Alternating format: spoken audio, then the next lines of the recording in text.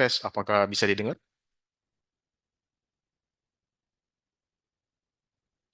Apakah saya bisa didengar? Bisa, Pak. Bisa. Oke, baik. Terima kasih, Kaila, untuk kesempatannya. Saya coba share sebentar ya.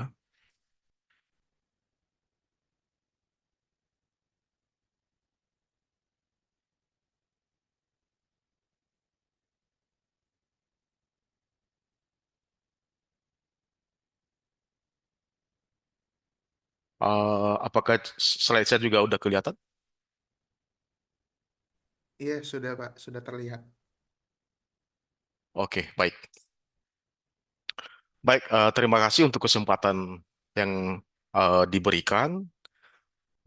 Beberapa waktu lalu saya dari Pak Sandi apa namanya meminta saya untuk menyampaikan materi responsi untuk mata kuliah ini, jadi Data and Information Management atau DIM, eh, yang diselenggarakan oleh HIM Sisvo. Dan kemarin saya sempat kontak juga dengan panitia, kira-kira apa yang akan saya sampaikan. Ini hanya sebatas review saja, jadi nanti ada beberapa materi yang akan kita pelajari, hanya mereview secara singkat, dan terutama fokus untuk materi yang akan apa namanya yang akan diuji di UAS. Jadi saya pikir kita mulai dari sesi 15 yang topik physical design sampai big data. Ya, oke. Oke, baik. Sebelum saya lanjutkan, mungkin saya ada di sini ada beberapa eh, mungkin ada yang pernah bertemu dengan saya ya di kelas, atau mahasiswa saya di kelas DIM. Karena saya juga mengajar mata kuliah ini pada semester ini. Tapi mungkin kebanyakan masih belum ya atau belum pernah ketemu dengan saya. Nama saya Harkat Christian Jamasi. Saya fakulti member struktural di SOIS di jurusan Sistem Informasi. Ya, Eh, jadi hampir hampir setiap semester atau setiap tahun saya mendapatkan atau mengajarkan mata kuliah ini atau mata kuliah yang berkaitan dengan database. Ya, itu saja mungkin eh, perkenalan kita.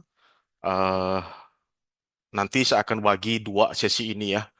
Mungkin 1 jam saya gunakan untuk mereview, menjelaskan secara cepat, ya, singkat, dan nanti sisa mungkin setengah jam terakhir nanti kita gunakan untuk sesi pertanyaan kalau ada pertanyaan. Ya. Nah, sebelumnya ini yang akan kita coba pelajari, kita coba review.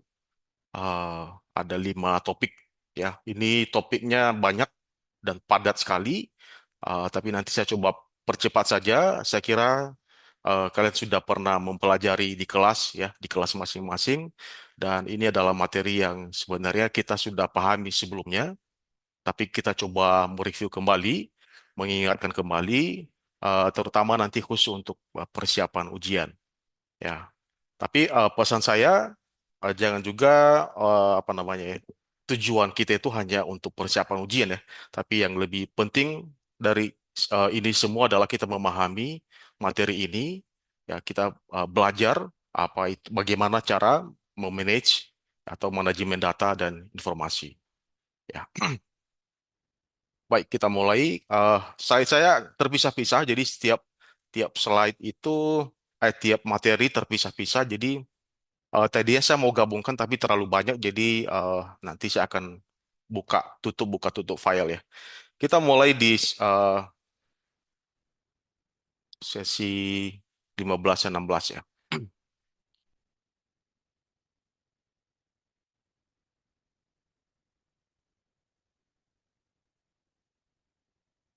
Mohon dikasih tahu ke saya kalau ada saya kendala. Kadang-kadang saya lupa apakah sudah di share screen atau belum.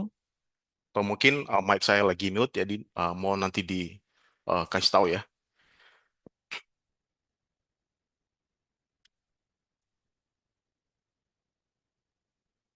Oke, baik. Saya lihat pesertanya udah cukup banyak. Ini udah satu kelas ya. Di sini ada mahasiswa saya di kelas sebelumnya atau kelas di semester ini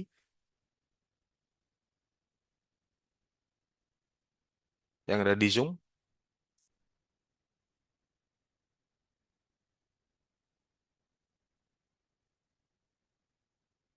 Ya. Oke, baik. Kita mulai saja.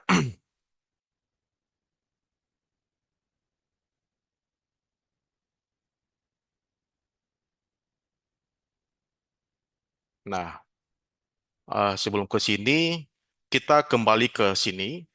Jadi ini adalah materi sebelum sebelum Meet ya. Jadi dalam perancangan database itu eh, dibagi tiga tahap. Ya, pertama konseptual, logical, dan physical. Ya, di sini ada dua tahap yang cukup berbeda. Jadi kalau saya mau bagi sebenarnya dua tahap pertama ini konseptual dan logical sebenarnya sama. Ya, kita masih seperti blueprint. Kita seperti membangun sebuah rumah dan kita mau mencoret-coret di atas kertas nanti berapa meter persegi mukanya, berapa panjang, berapa tinggi, kamarnya di mana dan seterusnya. Dan itu semua ditaruh atau ditulis di atas kertas dokumen. Nah, dalam perancangan database juga begitu. Eh, jadi sebelum kita masuk ke database itu sendiri atau environment dari database itu sendiri, kita perlu melakukan yang namanya desain. Ya, nah desain ini ada yang namanya konseptual dan logical, ya seperti yang sudah dipelajari sebelumnya. Dan yang paling penting dalam hal ini adalah dalam relational database, ya yang kita pelajari ini adalah relational database. Ada dua konsep atau ada beberapa konsep ya perancangan database. Ada yang relasional dan ada yang non relasional. Ya, nanti ada kita singgung juga mengenai non relasional nanti di ada sesi berikutnya. Nah, setelah ini di dalam konseptual logical ini yang paling utama adalah kita menentukan yang namanya entity. Ya, entity dalam entity ada entity adalah gabungan ya atau sekumpulan dari objek-objek yang memiliki properti yang sama dan kita sebut sebagai entity. Atau misalnya mahasiswa. Kalian di sini ada, saya lihat ada sekitar 50 atau 60 orang, dan saya sebut sebagai entiti mahasiswa. Kenapa? Jadi setiap mahasiswa itu kita sebut sebagai objek. Lalu kenapa digabungkan menjadi satu entiti yang namanya mahasiswa? Karena memiliki properti yang sama. Dosen mahasiswa itu tidak bisa digabungkan, ya, karena dua entiti yang berbeda. Nah, itulah yang kita lakukan di dalam konseptual. Lalu yang paling penting lagi adalah relasional. Ya, kita ingat dalam perancangan relational database itu adalah yang namanya kata-kata relasi. Ya, relasi. Relasi itu ada dua hal yang perlu kita pahami. Relasi itu adalah relation bisa diterjemahkan secara database relation itu adalah tabel. Ya, jadi tadinya kita sudah mengidentifikasi entity, lalu setelah entity kita terjemahkan menjadi sebuah tabel atau relation. Nah, nanti relation atau tabel itu disebut ketika kita sudah pindah ke physical design. Ya. Lalu di sini macam-macam ya di dalam konseptual logical itu saya juga ingatkan ini adalah dasar. Kalau kalian di jurusan Business Intelligence, di jurusan database, ini wajib Anda pahami bagaimana konsep database. Paling tidak hasil produk yang biasa kita lihat adalah ERD. Jadi kita rangkai semua entity yang kita sudah identifikasi, lalu ada yang namanya relationship, ada multiplicity, ada normalisasi, ada hierarki, ada subtype, ya, supertype, macam-macam, ya. Dan itu semua disebut sebagai logical atau conceptual design. Nah, kalau sudah siap, ya, semua yang sudah digambarkan atau mungkin nanti outputnya adalah dalam bentuk ERD, maka kita siap pindah ke yang namanya physical design. Kalau di dalam physical design ini kita sudah bukan lagi di atas kertas, bukan lagi di dalam dokumen, tapi kita pindah ke teknologinya. Ya, teknologinya apa? Di BMS. Ya, jadi kita harus tahu di BMS itu kan sebuah produk software yang tugasnya untuk memanage data. Nah, itulah database. Ya, di BMS sama database berbeda. Ya, di BMS adalah sebuah software yang di dalamnya ada algoritma, ada sebuah teknologi, ya, bagaimana cara dia menyimpan data dan kemudian disimpan dalam sebuah data secara logik atau secara, ya, kita bisa bilang secara logik ya. Kalau kita lihat relational database itu kan data itu disimpan dalam bentuk tabel, ya. Tabel itu ada kolom atau kita sebut sebagai atribut dan ada raw data. Raw data itu mewakili setiap entity. Nah, gambar yang kita lihat itu sebenarnya itu hanya secara logik tabelnya. Tapi kalau kita lihat di dalam physical design-nya sebenarnya cara penyimpanannya nggak seperti itu. Ya, siapa yang mengatur itu semua? Itu adalah DBMS. Apakah DBMS bisa berjalan sendiri? Enggak. Ada teknologi yang mendukungnya, ada infrastruktur, ya, mulai dari OS-nya apa, ya, lalu ada hardware-nya apa, lalu ada komunikasi, ya, ada banyak. Database itu pasti akan diakses, ya. Ya, di database itu pasti akan menerima, ya, ada request, ya, lalu dia respon, ya. Jadi misalnya dari banyak aplikasi nanti dia request, dia ada aplikasi yang membutuhkan data, lalu dia lakukan query dan dia respon dalam bentuk data, ya. Jadi dia tugasnya hanya menyimpan data dan kalau ada yang minta minta data dia kasih. Kalau ada data baru dia simpan secara permanen dan menjaga integritas datanya. Ya. Nah, yang kita pelajari adalah mulai dari physical design hari ini. Jadi kalau physical design itu kita sudah bicara mengenai di BMS, ya. Eh, ya. Jadi kalau physical design itu kita bicara mengenai storage, ya. Data access. Data access itu siapa yang akan mengakses data itu, data integrity-nya, ya. Data integrity-nya itu bagaimana data itu bisa disimpan dengan benar, ya. Lalu ketika ada input itu tidak salah. Jadi kalau misalnya ada format data, ya. Jadi kalau misalnya umur itu jangan sampai disimpan dalam bentuk huruf, tapi harus angka. Ya, dia menjaga bagaimana data itu bisa benar secara tersimpan dengan benar, lalu menjaga security, ya, keamanan, siapa mulai dari hak akses, ya, siapa yang boleh mengupdate atau tidak, lalu bagaimana performance-nya. Performance bicara komunikasi data, ya, karena data itu kan akan mengalir dari server ke klien. Ada yang namanya ada client server. Klien itu adalah usernya atau level aplikasi, sementara servernya adalah di database. Ya. Nah, mungkin ada yang saya tekankan di sini, eh, di dalam hasil, ya, output dari physical design ini adalah ini relational database skema. Ya, skema, ya, database skema itu adalah di dalamnya berisi tabel, ya, berisi tabel. Di dalam di BMS itu ada kita sebut, ya, dalam di BMS itu ada objek, ya. Di objek itu ada tabel, ada view, ada store procedure, ada juga function atau constraint, ada trigger, itu disebut sebagai objek, ya. Maka bagaimana cara membuat objek tersebut, ya? Maka masih ingat mata pelajaran Introduction to Database mengenai SQL. SQL itu ada dua kelompok bahasa. Pertama ada DDL dan ada satu lagi.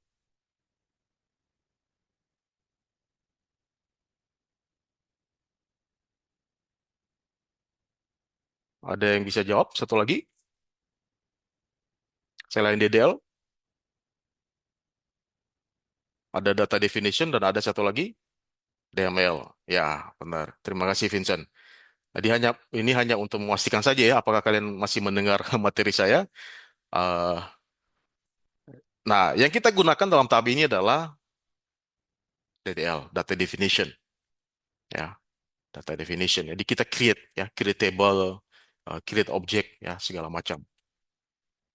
Nah, di sini ada yang namanya ada primary key, foreign key. Bagaimana cara ketika kita membuat sebuah tabel, lalu kita menentukan atribut ini sebagai primary key, ada foreign key, lalu ada required data, ya, ada domain, ya, relational integrity.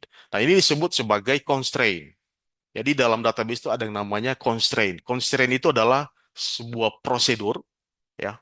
Jadi ketika kita mengisi data, mengisi sebuah form atau menyimpan sebuah data, ada validasi, ada aturan datanya. Jadi kalau misalnya nama itu biasanya eh, kita tipe datanya varchar 50 misalnya. Maka nama itu dalam arti varchar nggak boleh ada angka, ya. Atau misalnya gender. Gender itu hanya dua, ada laki-laki dan perempuan. Ya, kalau ada input yang lain selain laki-laki dan perempuan ditolak. Ya, jadi hanya menerima dua nilai tersebut. Maka itu disebut sebagai constraint. Apa tujuan dari constraint? Itu menjaga integrity, ya, menjaga integritas data, menjaga nilai kebenaran sebuah data agar data itu tidak salah. Ya, kalau data salah, maka menyesatkan di kemudian hari, ya, atau disebut bias, ya, menyesatkan. Maka Eh, di slide ini ya, kalau lihat ini sebenarnya ada domain ya. Ini hanya di domain ini hanya bisa di Oracle ya domain. Tapi kita langsung ke contoh saja. Jadi misalnya eh create table, create table. Nah, di sini ada tiga tabel, ada payment, cash, dan credit card. Lalu ada payment ID, number, tipe ID-nya, lalu ada constraint. Di sini ada tiga bagian ya. Ada payment ID, number, sama constraint ya. Not null itu artinya data itu harus diisi, nggak boleh kosong. Not null itu bukan kosong ya, bukan spasi kosong, tapi memang secara memori benar-benar apa namanya zero, nggak ada isinya. Jadi bukan berarti space atau spasi. Ya. Lalu di sini ada primary key. Ya. Jadi kita ini juga harus dihafal ya.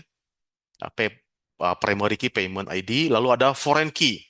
Ya, foreign key. Jadi ternyata di sini dia akan refer ke ini ke table lain. Jadi ada di sini ada sebuah variabel yang bukan primary key tapi foreign key. Jadi foreign key menyebutkan lalu kita sebutkan nama atributnya, lalu atribut ini berasal dari mana? Dari table order. Lalu disebutkan nama ID-nya. Nah, ini harus dihafal ya karena nanti di ujian kemungkinan besar ini akan ditanya ya. Jadi dalam ujian mungkin nanti ada sebuah cerita atau mungkin disediakan sebuah gambar yang ada IRT-nya, lalu kalian disuruh untuk membuat sintak DDL-nya, creatable. Jadi harus dihafal. Jadi kalau selama ini kalian biasa mengetik ya di laptop, lalu nanti coba latihan untuk menulis di kertas. Karena itu berbeda ya. Saya biasanya kalau kalau menulis itu lebih cepat lengket daripada mengetik ya. Apalagi nanti ujiannya kan onsite ya, jadi mau nggak mau harus belajar menulis. Oke, eh, lalu ya itu saja eh, mengenai creatable. Lalu eh, di sini ada yang namanya derive, ya, derive atribut. Ya, derive atribut itu adalah eh, kita lihat ya dalam ini adalah sebuah tabel ya. Ada tabel dan kalau kita lihat di dalam database memang ini berupa tabel. Tapi ada yang disebut sebagai derived tabel ya. Ada macam-macam atribut ya, ada simple atribut, ada composite atribut ya, ada eh, macam-macam ya. Lalu ada satu lagi derive atribut. Derive atribut itu adalah atribut yang berasal dari si perhitungan atau berasal dari gabungan dari beberapa nilai dari beberapa atribut atau gabungan dari beberapa atribut. Jadi kalau kita lihat derive atribut itu sebenarnya dia tidak berdiri sendiri, bergantung dari hasil kalkulasi atau bergantung dari atribut lain. Jadi dia tidak berdiri sendiri. Jadi kalau misalnya kita lihat di dalam tabel ini ada property number, ini adalah atribut yang berdiri sendiri. Dia tidak bergantung dari atribut lain. Nah, di sini kita lihat contohnya di, bentar ya. Saya kasih ini dulu.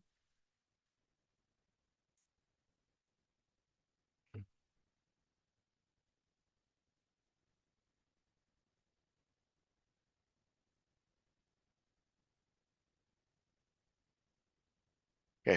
Nah, di sini, oh, ntar ya, saya coba kasih pointer.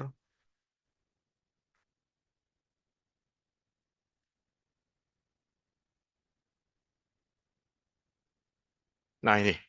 Ya. Nah, kita lihat di sini ya. Number of properties. Nah, ini disebut sebagai derived attribute. Kenapa? Karena dia berasal dari hasil kalkulasi atau berasal dari gabungan atau berasal dari atribut yang lain, nilai atribut lain. Jadi bisa number of properties nol, 2, 1. 0, 2, 1 ini berasal dari mana? Ini query-nya ya. Jadi berasal dari hasil count. Jadi setiap staff itu ya uh, pernah memanage atau memegang properti ya berapa kali. Jadi kalau di sini kita lihat hanya an yang paling banyak dia mempunyai dua atribut. Nah, bagaimana cara membuat atribut ini? Ini biasanya tidak kelihatan ya secara fisik, kalau kita lihat di dalam tabel eh, derive atribut ini nggak kelihatan, tapi kelihatan ketika kita melakukan query. Ya, tapi ada dua opsi juga. Bisa juga nilai derive ini akan disimpan. Jadi disediakan satu atribut. Jadi ketika nanti ada update, maka nilai ini selalu berubah. Ya. Nah, contoh lain misalnya IPK. Ya, IPK mahasiswa, IPK kalian. Berapa IPK indeks prestasinya? 0 sampai 4 atau berapa SKS kumulatifnya? Tentu itu didapatkan dari hasil mata kuliah yang sudah pernah kalian ambil. Nah, itu disebut sebagai derive atribut. Ya. Kemudian constraint. Nah, itu tadi ya. Bagaimana cara membuat agar data itu valid, benar, ada terjaga integritinya. Nah, di sini eh, kita coba lihat deh SQL constraint. Jadi sebenarnya macam-macam ya. Untuk menjaga integritinya itu pertama ada not null. Ya, ini hal sederhana. Ketika kita mulai meng-create table, kita saya create table customer ID, integer, not null. Maka harus ada. Itu juga disebut sebagai constraint. Unique, primary key, ya, foreign key, check, default, dan create index. Nah, nanti ada yang namanya general constraint. Jadi general constraint itu adalah sebuah constraint yang bisa kita buat sendiri, bisa didefinisikan sendiri. Itu disebut sebagai general constraint. Nah, di sini saya perlihatkan ada dua cara membuat constraint. Pertama, bisa langsung di dalam tabel ini sendiri. Pada saat kita membuat tabel, kita juga sekali membuat sebuah constraint. Di sini kita lihat ada CHK ya, constraint check person. Jadi dicek personnya, age, ya, umurnya di atas 18 dan ada di kota Sandnes. Ya. Maka kalau dia return true, data itu akan disimpan. Tapi kalau tidak, maka data itu akan ditolak, tidak tersimpan. Atau bisa juga menyusul, misalnya tabelnya sudah ada sebelumnya, lalu constraint-nya sebelumnya belum ada. Maka kita bisa tambahkan constraint secara spesifik dengan cara alter table person, lalu ada add constraint, lalu nama personnya, lalu check. Check ini adalah function ya.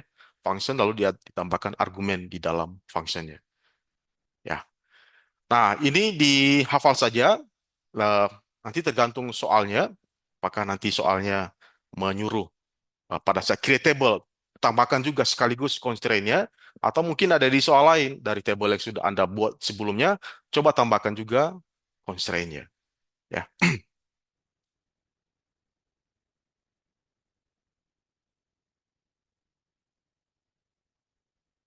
Oke, itu saja mungkin untuk materi ini mengenai materi physical design. Eh,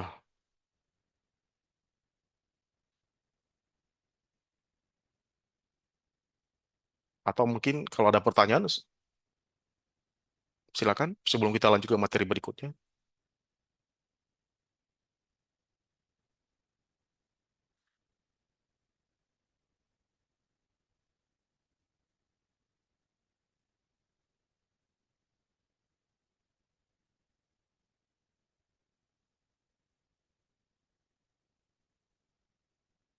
Baik, kalau nggak ada, kita lanjut.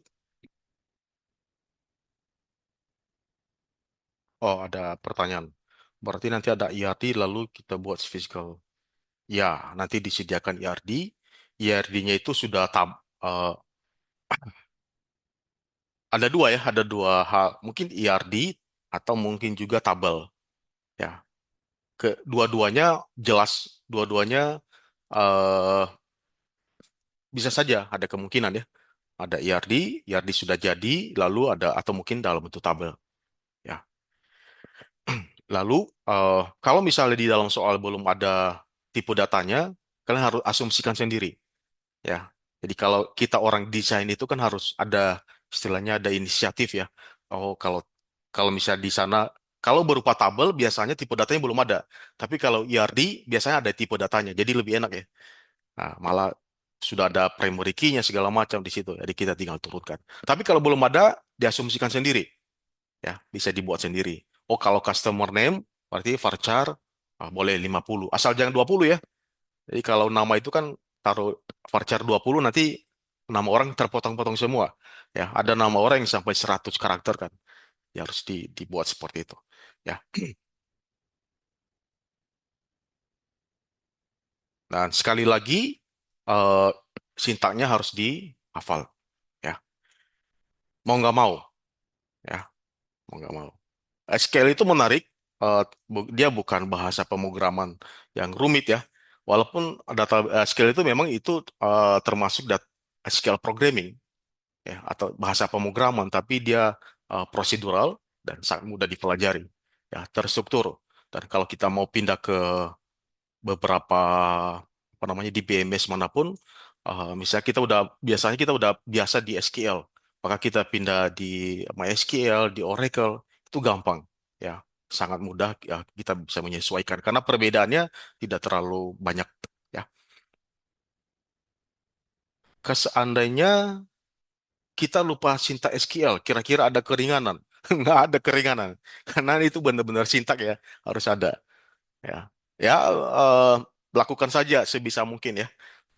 Waktu itu ada juga di semester sebelumnya eh, itu soal harusnya query DML, tapi dia mungkin karena mentok mungkin ya nggak ada mau query seperti apa. Lalu dia tulis saja creatable. Jadi ditulis saja creatable. Tapi nanti itu tergantung dosen ya, apakah dia memberikan nilai ya nilai dihargai saja ya. Apa namanya? Ada usaha lah. Penting jangan kosong. Ya. Tipsnya itu kalau ujian yang penting jangan kosong. Udahlah kalau nggak ada jangan ngeblank.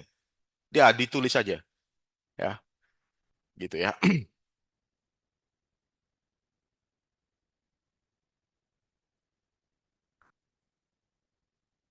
Izin bertak untuk nanti menjawab pertanyaan apakah langsung membuat DDL atau harus diuraikan dari step 31, 33 terlebih dahulu. Tergantung soalnya ya, tergantung soalnya. Misalnya soalnya coba buat DDL untuk membuat tabel A, tabel customer dan tabel transaksi. Lihat kasus di atas. Nah, bisa juga. Jadi, atau nanti soal yang kedua adalah coba buat eh, query untuk membuat derive attribute. Bisa juga. Atau seterusnya. Jadi lihat nanti soalnya. Ya.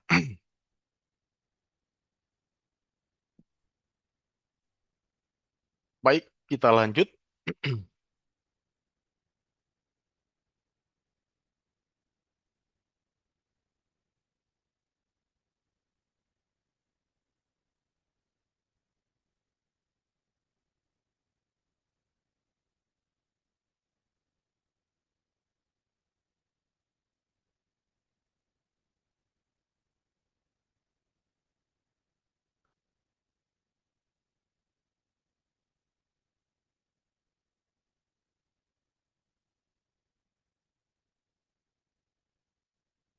Materi berikutnya adalah mengenai distributed distributed database.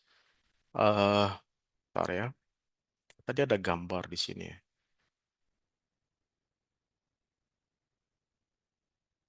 Oke, kita mulai dari ini ya. Gambar ini tadi saya ambil dari internet. Ini adalah ada yang tahu gambar ini apa? Kalau ini barang ini nggak ada, kita bisa ribut. Indonesia bisa bisa demo, Beras, bisa Pak. krisis. Hah? Beras. Gimana? Ah, beras ya.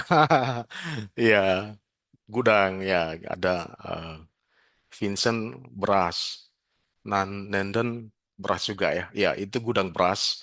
Itu gudang Bulog. Jadi Bulog itu adalah sebuah badan ya di pemerintahan kita yang memang selalu menyediakan stok ya. Dan itu bisa disebut sebagai gudang ya beras. Jadi eh, itu adalah sebuah sebuah metode eh, apa namanya ketahanan pangan kita.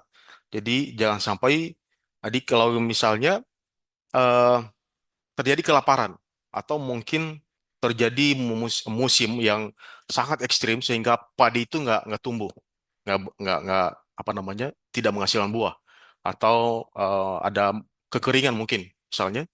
Lalu negara kita tidak lalu masalah. Kenapa? Karena kita masih punya stok 1 tahun ke depan. Jadi kalau tidak bertani pun kita masih ada stok beras. Ya. Nah, stok-stok beras ini disimpan dalam sebuah gudang dan kemudian kalau saatnya dipakai, didistribusikan. Ya. Gudang ini apakah hanya ada di Jakarta? Enggak. Pasti didistribusikan di beberapa daerah. Ya. Kenapa?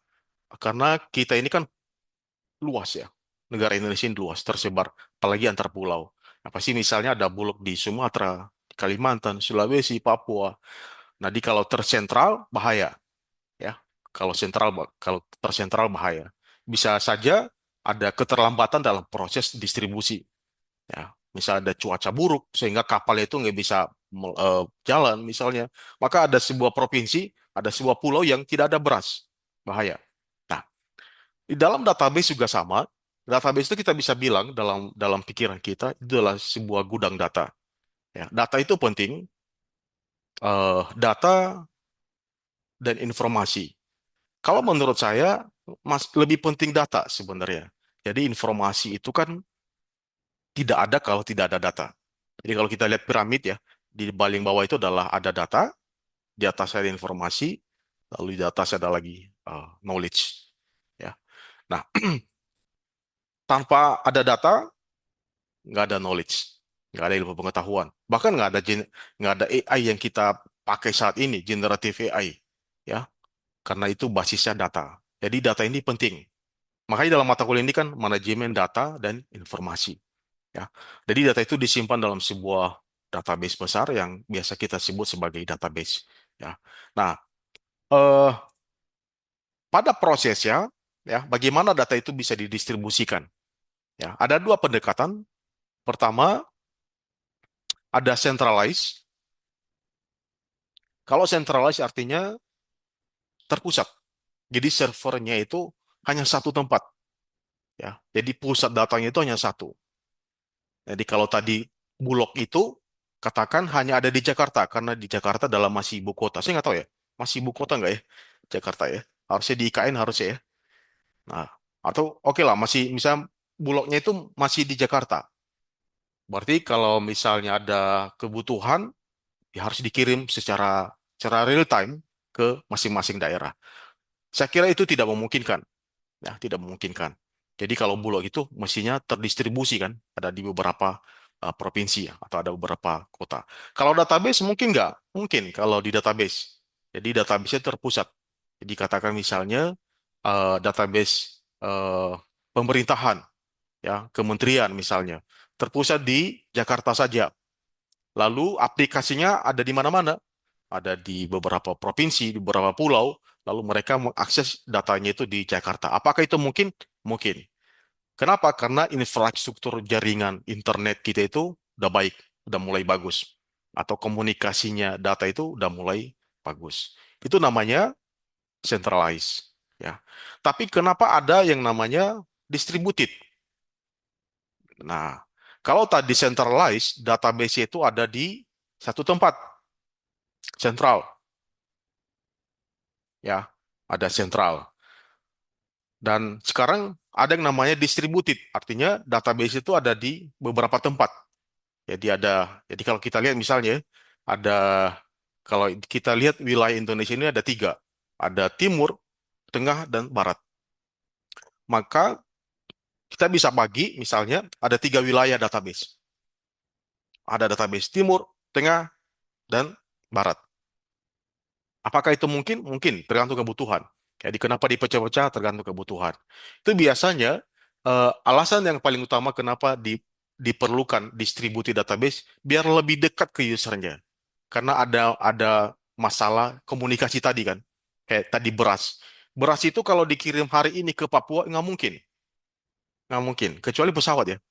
Kalau naik pesawat aja katanya 5 jam ya baru nyampe. Nah, kalau misalnya butuh banget, misalnya itu nggak mungkin ya. Maka mau nggak mau harus terdistribusi. Ada gudang bulog juga yang ada di sana, didekatkan dengan usernya. Nah, konsep konsep di dalam database juga sama, didekatkan dengan user sehingga cepat. Ya, kenapa Facebook atau apa aplikasi media sosial itu besar, yang cepat banget? Media Facebook, Twitter, YouTube misalnya, yang YouTube itu kan paling besar ya karena itu video. Tapi kenapa kita kita play itu seakan-akan kita play video di dalam HP kita sendiri? Cepat banget ya. Karena banyak faktor ya. Dan ada faktor yang pertama adalah terdistribusi. Eh, Datanya itu ada di beberapa, ada yang namanya domain ya. Jadi data itu tidak terpusat di satu negara, tapi didistribusikan. Misalnya di Asia. Kalau Asia itu mungkin ditaruh di negara mana, sehingga kita kalau akses itu bukan ke Amerika, tapi ke negara tersebut. Katakan di Singapura misalnya. Jadi nggak perlu ke Amerika.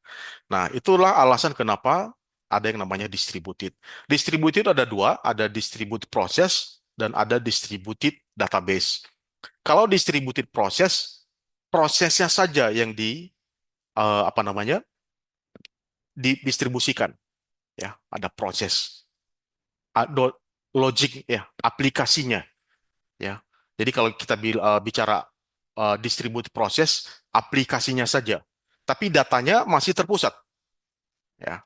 Nah, kalau distributed database semuanya ya, semuanya terdistribusi ya. Di sini ada ini ya, ada keuntungan, ada juga kerugiannya, tapi tergantung ya, tergantung. Kalau misalnya perusahaan itu tidak terlalu besar, organisasi itu tidak terlalu besar, maka lebih baik menggunakan centralized. Kenapa? Centralized itu lebih murah dibanding distributed. Ya, kalau distributed itu kan kita harus maintain banyak server kan. Kita harus beli. Kalau tiga wilayah tadi, kita harus beli tiga server. Lalu kita sewa tiga lokasi. Kita juga hire banyak orang di situ. Tapi kalau satu centralized, cuma satu aja. Ya, paling kita tambahkan apa namanya, seperti hard disk ya, ya storage ya, eh, lalu macam-macam. Ya, tapi secara manajemen itu lebih mudah centralized. Jadi kesimpulannya, kenapa distributed tergantung kebutuhan, ya, tergantung kebutuhannya. Eh, Tujuan paling utama kenapa distributed adalah eh, ini untuk performance, ya, ada performa agar performance aplikasinya itu cepat. Jadi kalau kita buka aplikasi cepat, ya, tidak lambat, tidak loading. Ya, kenapa? Karena datanya itu cepat dengan aplikasi. Ya,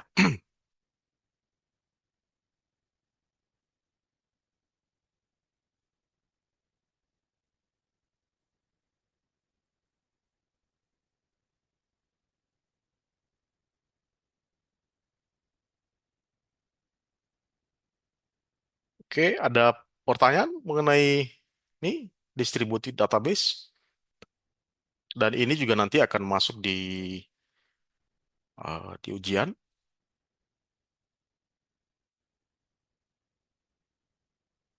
Oh ya, satu lagi mengenai ini ya, ada fragmentasi. Jadi data fragmentation itu kalau misalnya kita data itu dibagi-bagi ya, dibagi-bagi. Lalu data itu ada yang namanya horizontal. Di sini ya, kita coba saya share dulu sebentar. Ya, ada horizontal fragmentation, ada vertical, dan ada mixed fragmentation. Itu artinya kalau ada sebuah tabel, ya, eh, ada sebuah tabel customer misalnya, kalau secara horizontal, horizontal berarti kita potong per row datanya, ya, per row data. Ya, itu disebut sebagai subset ya. Atau bisa juga vertikal. Jadi, bentar ya, saya coba buat dulu. Pen. Kalau horizontal, misalnya kita punya tabel seperti ini, ya, di sini ada atribut, lalu di sini banyak sekali raw datanya, lalu kita potong secara horizontal, itu namanya horizontal. Jadi kalau tadinya satu tabel, menjadi dua tabel, itu namanya horizontal. Tapi kalau vertikal, kita punya tabel seperti ini, ya, banyak atributnya, lalu di sini ada raw data di sini, lalu kita potong secara vertikal, seperti ini. Maka ini disebut sebagai tabel A, dan ini tabel B. Ya, kalau ini tabel A, ini tabel B.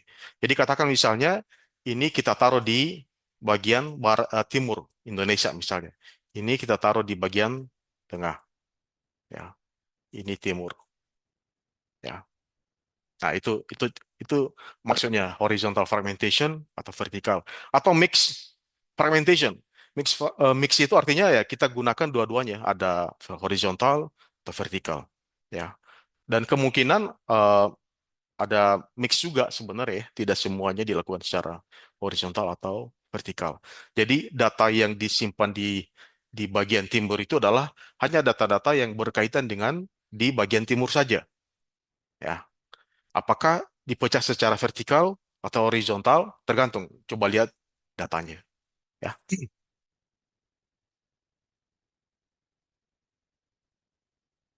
ya. eh, Kemungkinan datanya, kemungkinan pertanyaannya ada dijelas, ada penjelasan ya, ada keuntungan, kekurangan dari centralized atau distributed. Ya, jadi misalnya ada sebuah kasus misalnya ya, ada sebuah kasus perusahaan itu udah berjalan 5 tahun dan selama ini mereka menggunakan pendekatan centralized. Dan karena bisnis ini tadinya hanya berjalan di Jakarta dan sekitarnya, lalu tiba-tiba ada ekspansi ke Surabaya, ke Sulawesi, ke Sumatera, maka aplikasinya itu kalau kita mau order misalnya lambat. Kenapa? Terutama di daerah yang jauh. Lambat. Kenapa? Karena terlalu jauh kan komunikasi datanya kan. Belum lagi kalau di daerah terluar itu kan jaringannya tidak sebagus di Jakarta ya, yang ada sebuah ketidakadilan sebenarnya, dia yang menikmati infrastruktur yang bagus itu hanya di kota-kota besar. Maka solusinya apa? Distributed database. Nah, mungkin seperti itu nanti ada sebuah kasus, maka coba berikan usulannya, coba gambar, desain, ya, berikan alasannya kenapa harus distributed. Ya,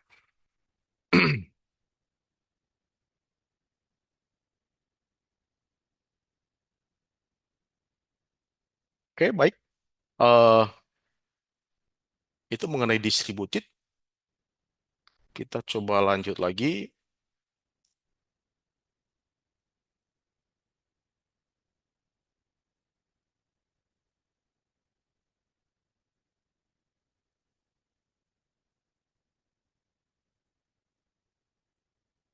Bentar ya.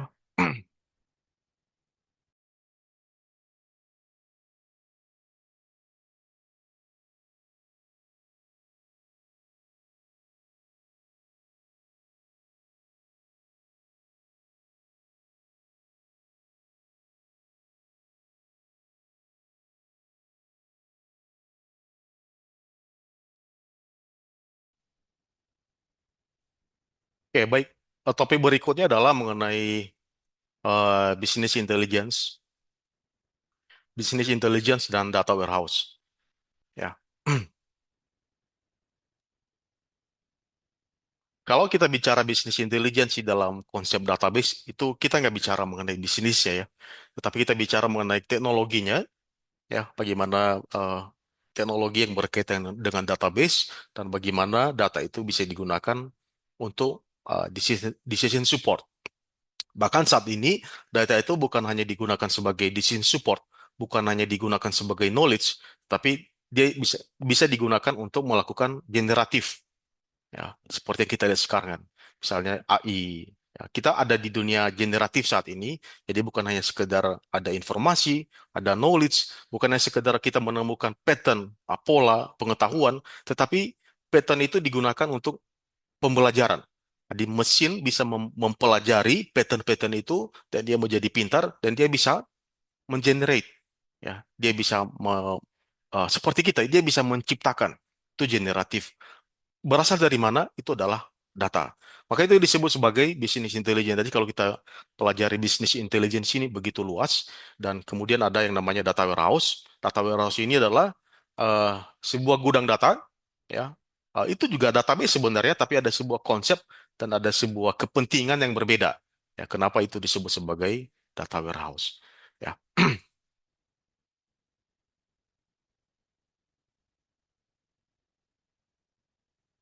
ya. Nah, kalau mungkin sedikit kita ini ya, ada di sini ada yang namanya data analytics. Jadi sebenarnya tujuan dari data itu sebenarnya yang paling penting adalah bagaimana data itu bisa berguna ya bagi organisasi. Data itu kalau disimpan dan tidak pernah dibaca nggak ada gunanya. Ya, mendingan dihapus saja datanya di format udah selesai. Ya, cuma menu-menuhin hard disk ya, atau dimusnahkan saja datanya gitu, kalau tidak terlalu penting. Ya, tapi sebenarnya data di dalam data itu ada banyak sekali, eh ada yang bilang itu sebagai hidden value, ada sebagai namanya juga ada, kan ada data mining ya. Mining artinya ada sesuatu yang bernilai, kalau ditambang maka kita menemukan sesuatu yang eh, baik, ya, sesuatu ada insight, dan insight itu bisa digunakan actionable, ya, atau bisa diterapkan di dalam proses bisnis, ya.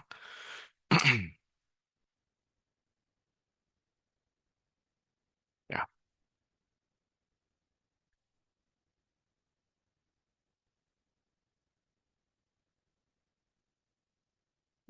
oke. Nah, kita bisa lihat secara keseluruhan bisnis intelligence itu adalah ada people-nya, ada manajemen, ada governance, tata kelola, dan ada proses.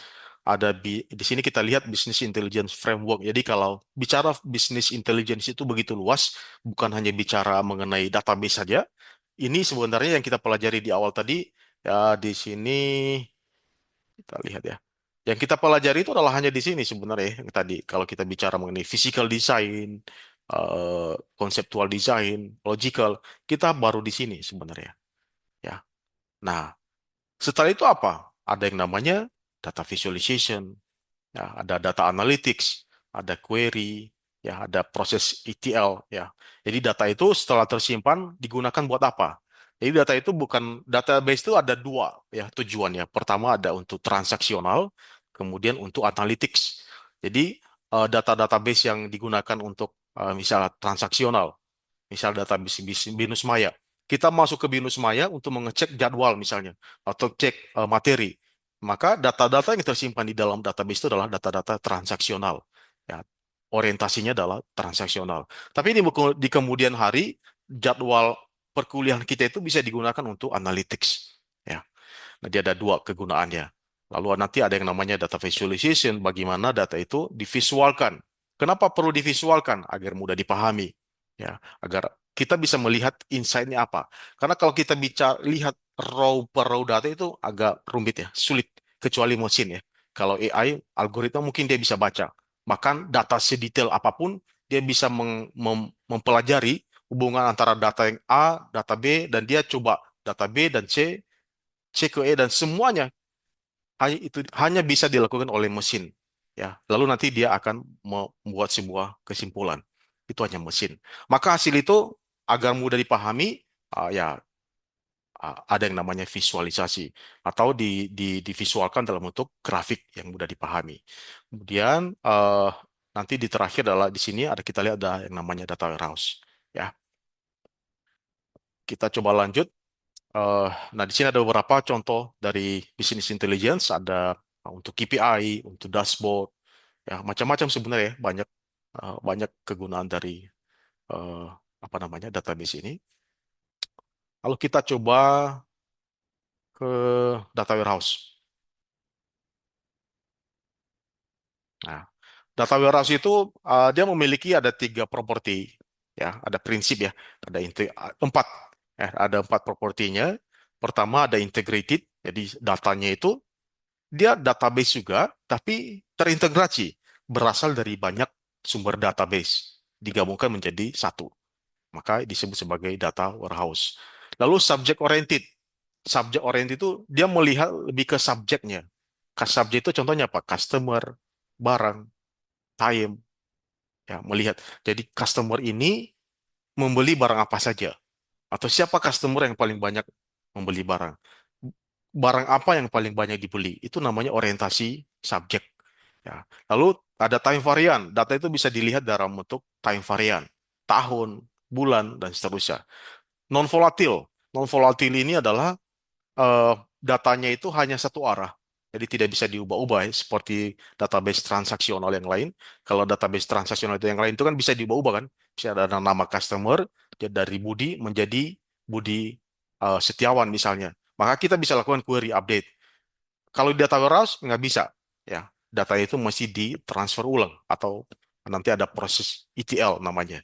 Ya, itu namanya non volatil. Ya.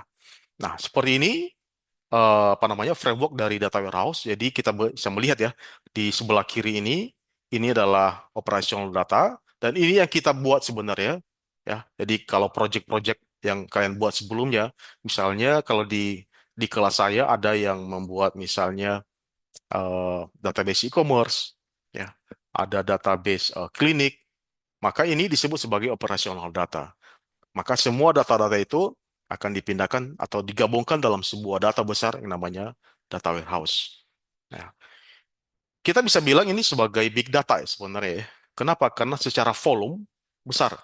Ya, tapi kita secara teori kita tidak bisa menyebut data warehouse itu sebagai big data karena secara teori big data itu juga dia mesti punya tiga syarat kan, bukan hanya volume saja, tapi ada properti yang lain dia punya. Ya, jadi kalau coba diperhatikan saja framework ini, jadi ada operational data, lalu ada proses bagaimana cara data itu dipindahkan ke sini, ada yang namanya ETL, ya, ada ETL. Ada extract, transform, and loading, lalu disimpan dalam sebuah database. Lalu setelah itu digunakan buat apa? Data warehouse. Nah ini. Jadi ini adalah environment dari data warehouse tadi. Ini adalah DW. Ya. Lalu setelah digabungkan di dalam sebuah database besar, lalu buat apa? Nah, bisa digunakan untuk reporting, ya, untuk reporting, untuk apa namanya, untuk dashboard, ya, untuk analytics atau mungkin untuk AI. Ya, ini usernya. Jadi kalau tadi misalnya ada di dalam kasus itu tadinya centralized, lalu kalian usulkan untuk distributed, ada di bagian timur, tengah, dan barat. Lalu sekarang ada kebutuhan data warehouse, coba gabungkan ya datanya ke dalam satu data warehouse. Lalu data warehouse itu dipakai buat apa? Ya, nah, ini ya ada di sini ada tiga layer ya. Ada sumber datanya, ada data warehouse-nya, dan ada end user. Ini disebut sebagai end user. Ya, oke. Lihat waktu dulu.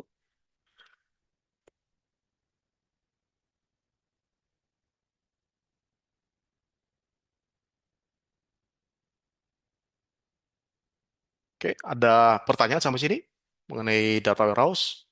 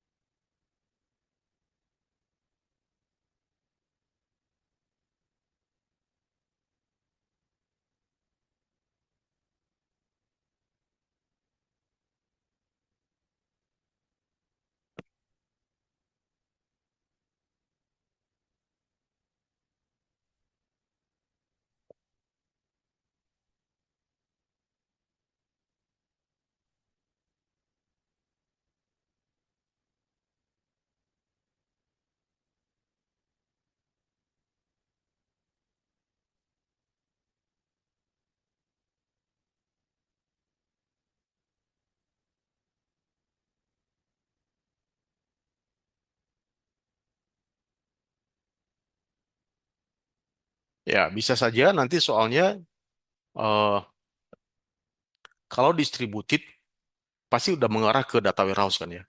Distributed karena database yang terdistribusi tadi secara proses menguntungkan bagi bisnis.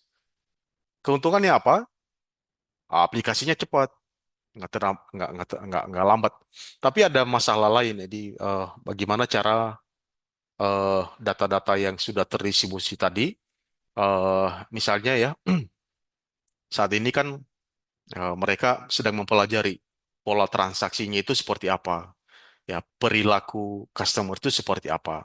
Maka mereka ada sebuah sistem yang seharusnya membaca ya semua data, misalnya dari tiga wilayah tadi. Maka agar lebih mudah, maka mungkin solusinya data warehouse. Di data-data itu digabungkan dalam sebuah database besar yang namanya data warehouse. Jadi mungkin setiap tiap malam setiap data-data di bagian-bagian di setiap wilayah tadi diambil lalu disimpan ke dalam data warehouse. Ya. Tujuannya apa? Untuk reporting, atau mungkin untuk dashboard, atau mungkin untuk AI, analytics, data analytics. Jadi agar lebih mudah diambilkan datanya, ya. Agak akan sulit kalau datanya itu terpencar-pencar, lalu kita query satu-satu kan, agak sulit. Maka lebih mudah jikalau datanya itu diambil, digabungkan dalam sebuah tempat. Itu namanya data warehouse. Ya. Jadi bisa saja nanti penjelasan bisa juga disuruh menggambar seperti arsitektur tadi. Ya, ada arsitektur mana tadi ya? Ada arsitektur data warehouse tadi. Ya, bentar ya. Hmm, terlalu banyak slide. Discard.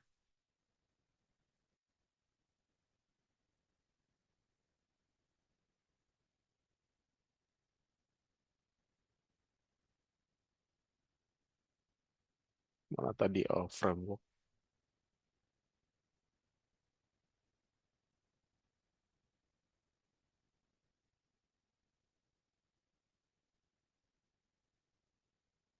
Ya, seperti ini ya. Ada framework seperti ini. Ya. Jangan lupakan ada proses. Tidak mungkin data itu nyampe langsung ke data warehouse, enggak. Tapi ada sebuah proses yang namanya ETL. Ya, gitu ya. Lalu ada mungkin juga nanti coba pelajari mengenai ini. Ada pendekatan ya, desain tabel, ada star schema. Ya, tadi kan ada 4 properti dari data warehouse ya. Ada salah satunya adalah subject oriented. Ya, jadi kalau kita membuat tabel di relasional itu kan ada dua yang biasa kita buat kan. Ada master dan ada transaksi kan. Jadi kalau customer itu kita sebut sebagai table master, kalau transaksi ya kita sebut sebagai table transaksi. Nah, di sini ada pendekatan yang berbeda ketika kita membuat tabel di dalam data data warehouse. Ada yang namanya fact table dan ada dimension table. Dimensi itu sebenarnya subjek ya. Nah, kita bisa lihat seperti ini. Nah, ya, seperti ini. Ya, jadi ada sales atau sales ini kita sebut sebagai transaksi sebenarnya ya. Ada transaksi, lalu ada location, ya, ada customer. Jadi sebenarnya sama juga sebenarnya. Tapi penggambaran ini disebut sebagai atau ERD ini disebut sebagai ada star schema, ya, star schema. Oke,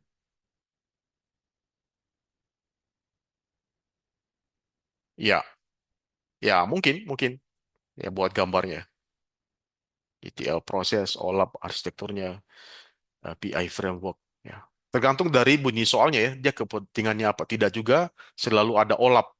Ya mungkin hanya untuk keperluan dashboard misalnya, untuk keperluan apa namanya analytics report atau keperluan data mining mungkin juga, ya, atau mungkin ada mereka punya aplikasi AI mungkin, ya. Jadi OLAP itu tidak selalu ya, OLAP itu adalah sebuah em, apa namanya tools ya sebenarnya. Di OLAP itu eh, apa namanya sebuah pemodelan data secara multidimensional agar data itu kita bisa query dengan cepat, ya, multidimensi, ya.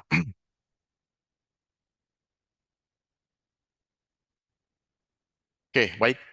Eh, Selanjutnya, kita masih ada dua materi lagi.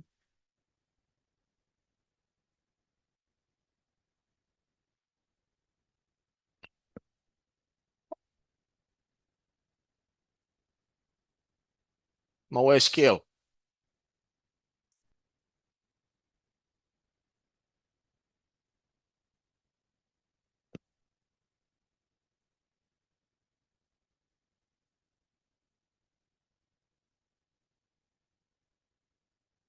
Ya.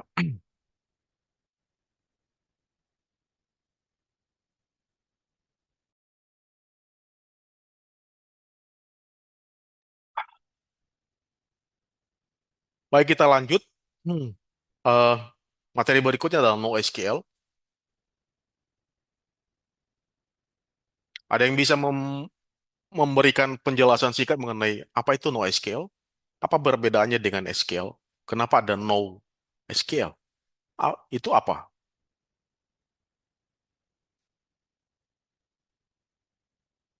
Muhammad Yusuf bisa beri eh, apa namanya pendapat mengenai apa itu NoSQL? Kenapa dia disebut sebagai NoSQL? Perbedaannya apa dengan SQL? Kalau misalnya setahu saya, kalau misalnya SQL tuh dia berbasis tabel, Pak. Jadi Ya. ada baris dan kolom. Kalau Hmm. misalnya NoSQL, dia berbasisnya dokumen, key value sama graph. Ada kolom family-nya juga, Pak. Ya. Terus dia dia lebih fleksibel dibandingkan SQL. Sama dia kalau misalnya dia tuh bisa horizontal tuh apa sih istilahnya ya? Aku juga bingung ya. Horizontal tuh Hmm. yang serve sama node. Kalau misalnya SQL tuh dia vertikal gitu. Jadi bisa kita tuh servernya tuh dia pakai CPU dan RAM. Itu sih Pak. Ya, betul, betul. Ya, terima kasih, Yusuf. Jawabannya benar. Eh, Kalau kita simpulkan, NoSQL itu eh, lebih lebih dinamis ya dalam menyimpan data ya. Kalau SQL itu memang diperuntukkan untuk menyimpan data yang terstruktur. Jadi apa yang di dalam benak kita itu kita biasanya data itu disimpan dalam satu tabel kan. Ada kolom, ada row datanya. Dan itu terstruktur. Dan itu udah pemodelan data yang udah dari zaman dulu. Dan itu nggak bisa ditinggalkan juga. Jadi kita melihat data, bisa menyimpan data customer, menyimpan data barang, ada kode barang, nama barang, dan itu terstruktur, ada berupa tabel. Maka bahasa atau yang kita sebut sebagai SQL mengenai kita sebut sebagai SQL tadi ya, atau kita sebut sebagai relational database ya.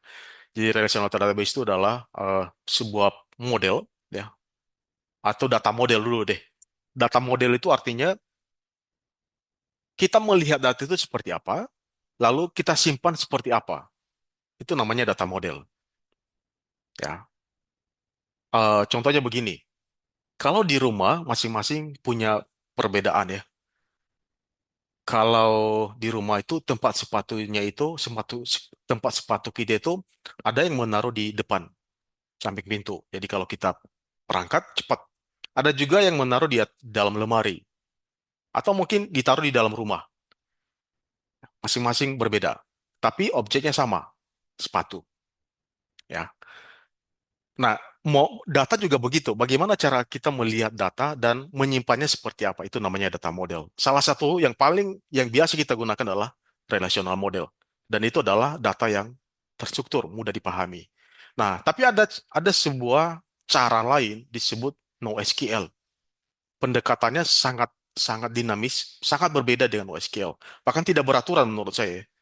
Ya, kenapa? Karena sebenarnya kalau kita bicara data, data itu kan macam-macam ya, bukan hanya bicara data tabel tadi. File itu juga disebut sebagai data, video, gambar, dokumen, halaman web, semua disebut sebagai data. Nah, apakah bisa kita simpan data itu, data file, video disimpan di dalam SQL? Gak sulit ya. Ya, maka ada sebuah teknologi yang namanya NoSQL. Jadi kalau kita lihat data itu ada structure dan unstructured. Maka untuk menangani data-data yang tidak terstruktur ini, maka bisa menggunakan namanya yang namanya NoSQL. Ya, NoS- NoSQL ini sebenarnya ya mirip-mirip juga seperti SQL ya. Hanya pendekatannya tadi, ya, cara melihat dan cara menyimpan datanya itu berbeda, ya, pemodelannya berbeda. Seperti yang tadi Yusuf jelaskan itu benar.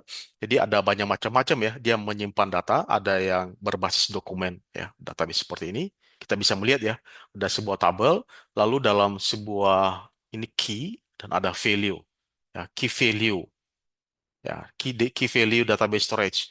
Jadi kalau di sini kita lihat ada value-nya itu gabung semua. Jadi nggak ada last name, first name. Nggak, di sini kalau kita lihat ada font, jadi semua digabung dalam satu value. Jadi tidak terstruktur ya. Jadi memang agak aneh ya.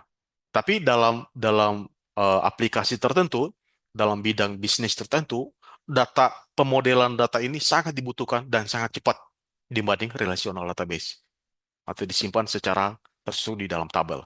Ada juga berbasis dokumen, dokumen database. Nah, seperti ini ya. Jadi ini biasanya di apa namanya di halaman web ya. Jadi kalau kita lihat di belakangnya itu sebenarnya kalau view source ada yang namanya JSON, ya JSON. Jadi JSON itu kan sebuah JSON XML kan itu sebuah media kan. Dia media untuk dia seperti media yang bisa mengirimkan paket data tapi dalam bentuk NoSQL seperti ini ya, dalam bentuk tag. Jadi dia punya tag-tag sendiri ya. Jadi macam-macam ada tadi ya, ada key value, ada dokumen database, bahkan ada yang namanya graph ya, graph database. Nah, ada model seperti ini ya, dia menyimpan data seperti ini. eh, dan yang terakhir adalah graph database ya, graph database. Jadi data itu disimpan dalam bentuk graph. Di sini ada node, ada edge, sama ada property ya. Atau bisa kita visualkan seperti ini. Jadi data itu disimpan seperti ini. Itu namanya graph database.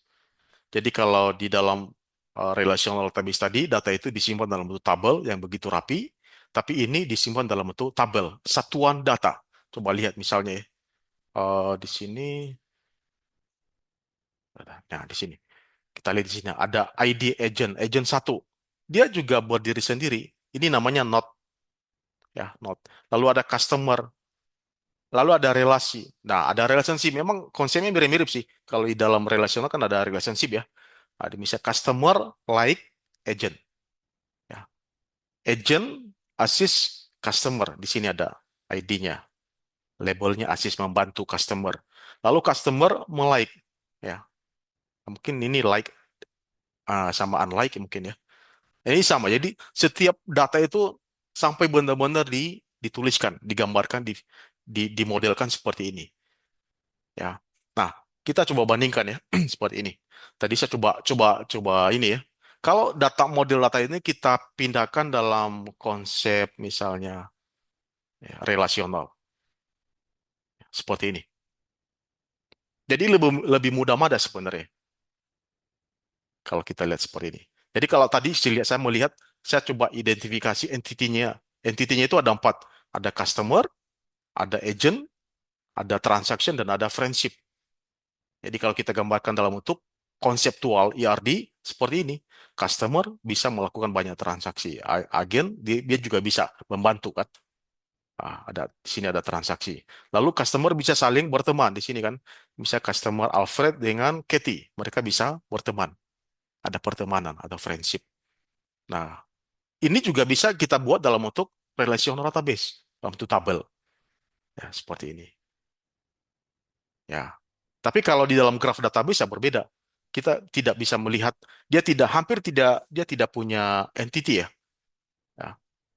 Jadi dia menganggap setiap objek itu data. Setiap objek itu adalah entity. Kalau kita melihat secara ini relational database ya. Ya. Bagaimana kalau customernya ribuan? Maka node-node ini bisa banyak, yang kuning-kuning ini bisa banyak. Kalau 1.000 ya udah, jadi seperti apa namanya, seperti sarang laba-laba dan mungkin hampir kita bisa kita tidak bisa lagi membacanya. Ya, itulah alasan kenapa dia disebut sebagai unstructured kan, data-data yang unstructured. Ya, tapi dalam dalam bisnis ya dalam keperluan lain, ini sangat penting. Ya, ini sangat penting. Jadi kita bisa melihat pola di situ ya dalam bentuk graf. Ya. Nah, ini juga diperhatikan saja. Siapa tahu juga nanti masuk di dalam ujian ya. Misalnya tadi mulai dari beberapa macam pendekatan dalam penyimpanan eh, data di dalam NoSQL, ada key value tadi, lalu ada dokumen, ya. Kemudian yang terakhir adalah ada graph database. Mungkin saja nanti kalian disuruh menggambar mungkin ya. Jadi ada apa namanya? Ada ERD. Pasti kalau di dalam soal itu kan boleh dari tadi DDL ya. Kalau kita bicara DDL berarti dia sudah siap ERD-nya atau tabelnya tadi. Berarti itu data terstruktur. Maka mungkin bisa saja kalian disuruh dari gambar ERD ini coba gambarkan atau contoh ya. Gambarkan graf database seperti apa. Ambil salah satu contoh. Di customer Budi membeli barang. Ya. Di customer relasinya apa? Ke barang. Membeli kan? Jadi ini membeli. Jadi kalau misalnya di sini eh, customer, ini adalah barang, maka customer membeli barang. Ya, di sini membeli. Lalu di sini ada ID, ada data-datanya. Ya, coba digambarkan. Mungkin saja ya.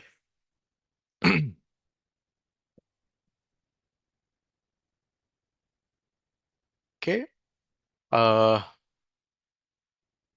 itu saja mengenai NoSQL. Kalau ada pertanyaan silakan. Sebelum kita lanjut ke materi terakhir.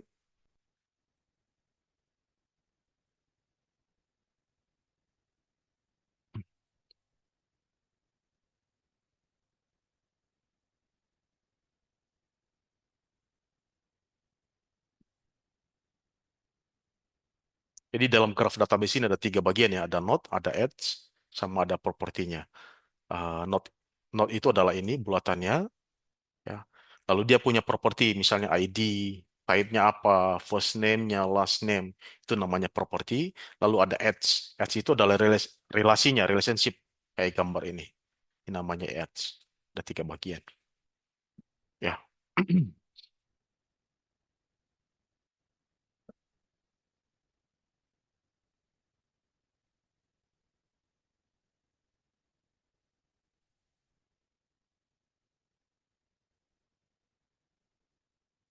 Baik, kalau nggak ada, kita lanjut di topik terakhir eh mengenai big data.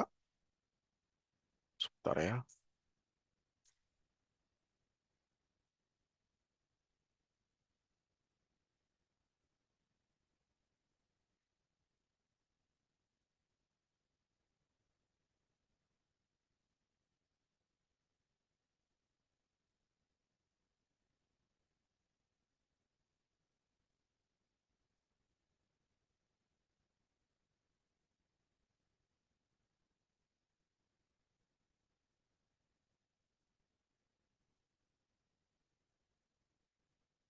Baik. Terakhir adalah big data. eh Big data itu database juga. Dia database. Dia memiliki tiga karakteristik. Pertama, volume, ya, volume. Kemudian ada velocity, ya, ada velocity dan ada variety. Ya. Ini yang paling umum. Walaupun nanti kemudian ada beberapa apa namanya eh, ilmuwan menambahkan ada beberapa eh, karakteristik yang lain, tentu lewat penelitian-penelitian ya. Ternyata masih ada karakteristik yang perlu ditambahkan lagi ke dalam big data. Ya, secara nama sebenarnya ini salah penamaan ya sebenarnya. Ada sebuah eh, apa namanya? Sebuah artikel saya pernah baca. eh, Big data itu nggak tepat, sehingga banyak juga orang yang menyalahgunakan, apa namanya? Menamakan. Jadi kalau misalnya dia punya data yang besar, besar banget, ya, dia sebut sebagai big data. Secara definisi sebenarnya nggak masalah juga. Kenapa? Karena volumenya besar. Ya, tapi secara ilmiah Itu tidak. Walaupun datanya besar, tapi belum tentu disebut sebagai big data sebenarnya. Kenapa? Karena di sini ada karakteristik yang lain dan di sini ada velocity, ada variety, ya. Jadi kalau hanya volume saja, maka itu agak sulit untuk disebut sebagai big data. Ya. Di volume itu datanya besar, pertumbuhan datanya begitu cepat, sama seperti media sosial, maka mungkin per detik bisa datanya itu bisa berapa giga, ratusan gigabyte hanya per detik. Ya. Contoh media sosial, Facebook, YouTube, karena diakses di seluruh dunia mungkin. Volumenya begitu besar, ya. Jadi bukan hanya megabyte lagi, tapi bukan hanya gigabyte lagi, ya. Nah, kemudian yang berikut adalah velocity. Datanya itu begitu cepat. Jadi datanya itu begitu cepat disimpan, ya, bertambah dan ketika diakses juga cepat, ya. Dalam mindset kita biasanya kalau datanya besar itu akan lambat. Sama seperti storage kita di laptop, kalau udah mulai full biasanya agak melambat, ya. Dia akan terganggu terhadap proses datanya sehingga melambat, ya. Tetapi di dalam big data itu biasanya nggak ada, biasanya cepat ya untuk analytics. Ya, kalau datanya dibaca cepat. Kemudian ada variety macam-macam. Ya, datanya bisa data-data yang terstruktur maupun yang tidak terstruktur. Ya. Kemudian di sini eh, kita coba lihat ya. Sebenarnya, nah di sini ada teknologi. Ada beberapa teknologi di dalam big data. Ada yang namanya Hadoop, ya, Hadoop atau HDFS. HDFS ini adalah sebuah eh, apa namanya, teknologi bagaimana caranya menyimpan data tadi ya, HDFS. Kita bisa melihat seperti ini. Ya, jadi dia menyimpan data itu secara terdistribusi. Kenapa? Tujuannya agar salah satu ya untuk mempertahankan performance-nya biar lebih cepat.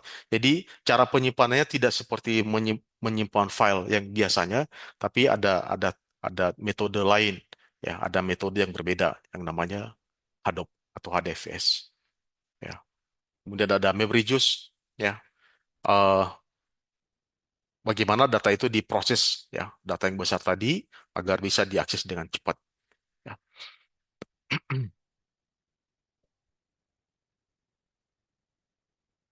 Nah, kira-kira seperti ini ada modelnya ADFS.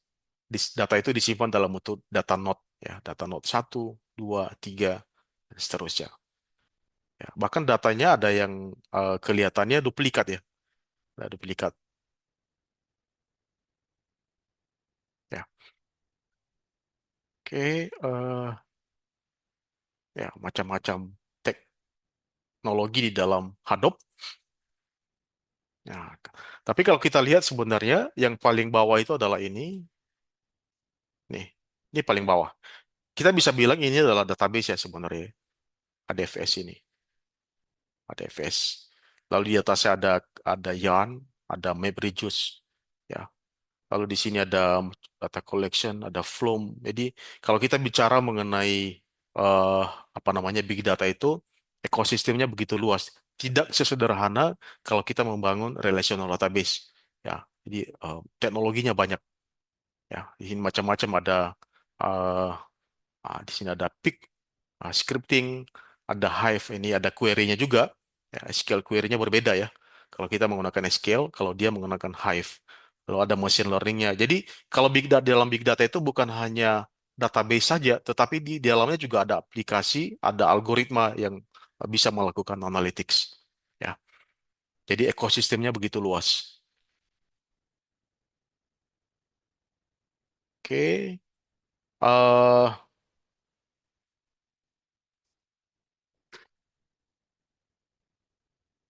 Lalu apa hubungannya dengan AI?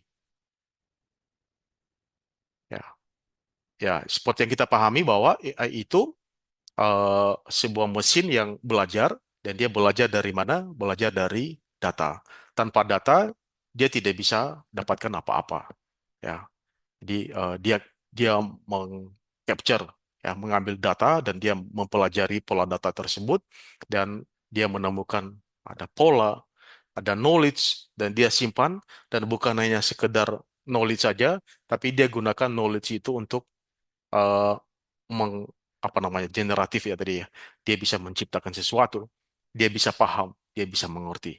Ya, maka salah satu sumber yang paling banyak atau paling paling mendukung dalam artificial intelligence adalah salah satunya adalah big data. Ya, oke, itu saja mengenai materinya. Kita masih ada waktu 20 menit lagi kalau ada pertanyaan. Ya, betul ada beberapa karakter lagi, value sama veracity. Jadi ada value itu artinya dia ada insight ya. Di sini ada tadi, di sini di selesai juga sebenarnya ada, cuma mana tadi ya? Ada value, ada veracity. Jadi nah ini coba ya. Ini ya. Jadi ada variability. Variability ini ya. Jadi si variability ini karena di dalamnya kan tadi ada analytics ya, ada bagian ada algoritma, maka dia bisa memahami konteks, udah pintar lah, intelijen ya. Kemudian veracity, data bisa dipercaya, itu namanya veracity. Jadi kalau ada yang bernama Vera, itu sebenarnya orang yang tidak pernah atau punya integritas yang baik. Ya, kalau ya dia katakan ya, kalau tidak katakan tidak. Dia punya integritas. Value, ya, seberapa besar data itu menghasilkan manfaat atau insight bagi bisnis, ya, bagi bisnis. Kemudian dia ada visualization, ya, gitu ya.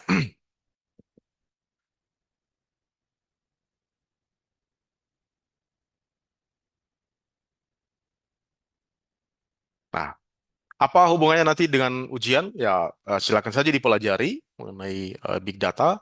Mungkin ada kaitannya dengan apa namanya tadi karakteristik ya. Biasanya kalau big data nggak jauh-jauh dari situ sebenarnya. Mungkin penjelasan apa itu big data. Lalu apa hubungannya dengan kasus itu? Apakah di dalam kasus tersebut bisa nggak diterapkan big data? Kalau diterapkan, bagaimana? Keuntungan apa? Lalu coba jelaskan juga mengenai karakteristik dari big data itu seperti apa. Ya, atau mungkin juga dikaitkan dengan artificial intelligence. Apa hubungannya big data dengan AI? Ya, seperti itu.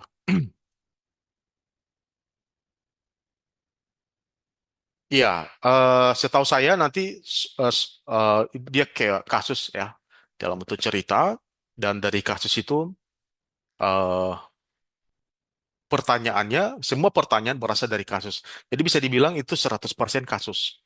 Jadi pertanyaan selalu dikaitkan dengan kasus. Jadi tidak berdiri sendiri.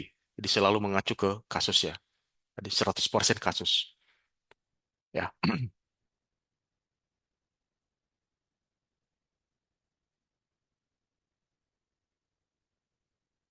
Ada sedikit esainya sebenarnya. Jadi kalau kita menjawab itu kan pasti ada esainya kan, ada pendahuluan. Eh, Jelaskan apa itu data warehouse, lalu bagaimana kaitannya dengan kasus di atas, ya, bagaimana penerapannya. Ya.